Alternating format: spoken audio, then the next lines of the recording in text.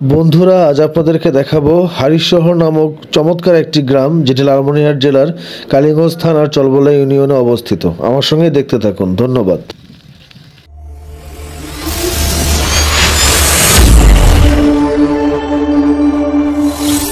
আমি যথারীতি কাজিরহাট বাণীনগর থেকে রওনা দিয়েছি, কারণ কাজিরহাট আমাদের বাড়ি আর হারিশহর হচ্ছে আমাদের পুরনো বাড়ি। সেখানে আমার দাদার বড় ভাই, মেজো ভাই, ছোট ভাই, আমাদের অনেক আত্মীয় স্বজন হারিশহরে থাকে। দেখুন রাস্তার দুধারের চিত্র, কি চমৎকার তামাক ক্ষেত, সবুজে একদম ছেয়ে আছে রাস্তার দুধার। এই হচ্ছে হারিশহরের সেই ঐতিহ্যবাহী খাল। ছোটবেলা থেকে এই খালকে কেন্দ্র করে রয়েছে আমাদের হাজারো স্মৃতি। বর্ষার সিজনে এই খাল এক অপূর্ব রূপ ধারণ করে, যা সত্যি অসাধারণ। আমি যথারীতি হারিশহরে আমার ছোট দাদা শমশের দাদার বাড়িতে চলে আসছি। দেখুন জাল দিয়ে পুকুরে মাছ ধরার আয়োজন করা হচ্ছে এবং মাছ ধরছেন তারা, জেলেরা। এই মাছ ধরার দৃশ্য দেখুন। দেখুন উত্তরবঙ্গের গ্রামগুলোতে কিভাবে তামাক শুকানো হয়, এটা উত্তরবঙ্গের একটা কমন চিত্র। এই পুকুরকে নিয়ে আছে আমাদের হাজারো স্মৃতি। ছোট থাকতে কত এই পুকুরে চাচাদের সঙ্গে মাছ ধরেছি, গোসল করেছি। এখন কর্মব্যস্ততার কারণে সেভাবে আর যাওয়া হয় না, তবুও স্মৃতিগুলো আজও হাতড়িয়ে বেড়াই। দেখুন চমৎকার তামাক ক্ষেত, ভুট্টা ক্ষেত, এবং এই ক্ষেতগুলোর পিছনেই আছে আমজদ চাচার দিঘি, যেটাকে আমি ছোট থাকতে অ্যামাজন জঙ্গল হিসাবে ভাবতাম এবং মনে করতাম সেইখানে অ্যানাকোন্ডা থাকতো।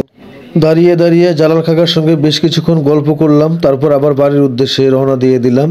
বাঁশঝাড়ের নিচে এক ছোট ভাই চাংড়ায় বসে বাতাস খাচ্ছে। আমি আবার কাজিরহাটের উদ্দেশ্যে যথারীতি রওনা দিয়ে দিলাম। ওই আমাদের কাজিরহাট যাওয়ার পথ ধরে এগোচ্ছি। সামনেই কালু কাকার সঙ্গে দেখা। চাচা আমাকে বাড়িতে যেতে বললো, কিন্তু আমি আর গেলাম না। বললাম যে ইনশাল্লাহ পরবর্তীতে আসলে ইনশাল্লাহ অবশ্যই আসবো। জোহরের আজান দিয়ে দিচ্ছেন, তাই কলি কাকাও তার বাড়িতে চলে যাচ্ছেন। এটাই হচ্ছে কলি কাকাদের বাড়ি। কলি কাকা আমাকে তাদের বাড়িতে আসতে বললেন, কিন্তু বললাম যে না কাকা, ইনশাল্লাহ পরবর্তীতে আসলে অবশ্যই আসব। এই দেখুন হারিশহরের মসজিদটি, এবং এই পথ ধরে আমি আবার কাজিরহাটের উদ্দেশ্যে রওনা দিলাম।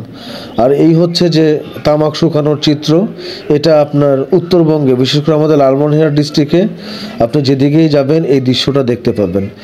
আর ওই দূরে দেখা যাচ্ছে চৌধুরী দাদাদের বাড়ি, যদিও আর আজ সময় স্বল্পতার কারণে সেখানে যাওয়া হয়নি। দেখুন রাস্তার দুধারের চিত্র, সারি সারি তামাকের পাতা শুকানো হচ্ছে। কি চমৎকার, কি অপূর্ব দৃশ্য। এই হচ্ছে রইসা কাকাদের দিঘি। রইসা কাকার বাবা আমরা ছোট থাকতে দেখেছি, উনি এই খাল পারাপার করে দিত মানুষকে, বিনিময়ে উনি কখনোই কোনো অর্থ নিতেন না, যা বর্তমান যুগের জন্য এক দৃষ্টান্ত হয়ে থাকবেন। নিঃস্বার্থভাবে বছরের পর বছর রইসা কাকার বাবা মানুষকে এই নিবেদিত সেবাটা দিয়ে আসছেন, যা বর্তমান যুগে মিলানো ভার। খালটিকে আবার ভালো করে দেখে নিলাম এবং স্মৃতি হাতড়াতে থাকলাম। কত স্মৃতি বিজড়িত এই ঐতিহাসিক খাল। এটা মূলত মৌলানা দাদার বাড়ির উপরেই। এক লোক মাথায় কিছু ভুট্টা গাছের শুকনো গাছ নিয়ে আমাদের কাজিরহাটের দিকেই যাচ্ছে। আমি দীর্ঘক্ষণ থেকে লোকটাকে লক্ষ্য করছি। আর এখানে এক কৃষক ভাই তার জমির তামাকগুলো কেটে এনে রোদ্রে শুকাচ্ছেন এবং বাজারজাত করার জন্য প্রক্রিয়াজাত করছেন। উল্লেখ্য যে আমাদের লালমনিরহাট জেলায় প্রচুর পরিমাণে ভুট্টা এবং তামাকের চাষ হয়। আপনি তামাকের পাশাপাশি ওই যে ভুট্টার ক্ষেতও দেখতে পাচ্ছেন। রাস্তার দুধারে মানুষের ঘরের চালে, ঘরের বেড়ায় আপনি যেদিকেই দৃষ্টি রাখবেন শুধু তামাক আর তামাক দেখতে পাবেন। এটাই যেন উত্তরবঙ্গের প্রকৃত রূপ। লোকটিকে অনুসরণ করতে করতে হারিশহরের শেষ অংশ এবং কাজিরহাটের প্রথম অংশে চলে এসেছি।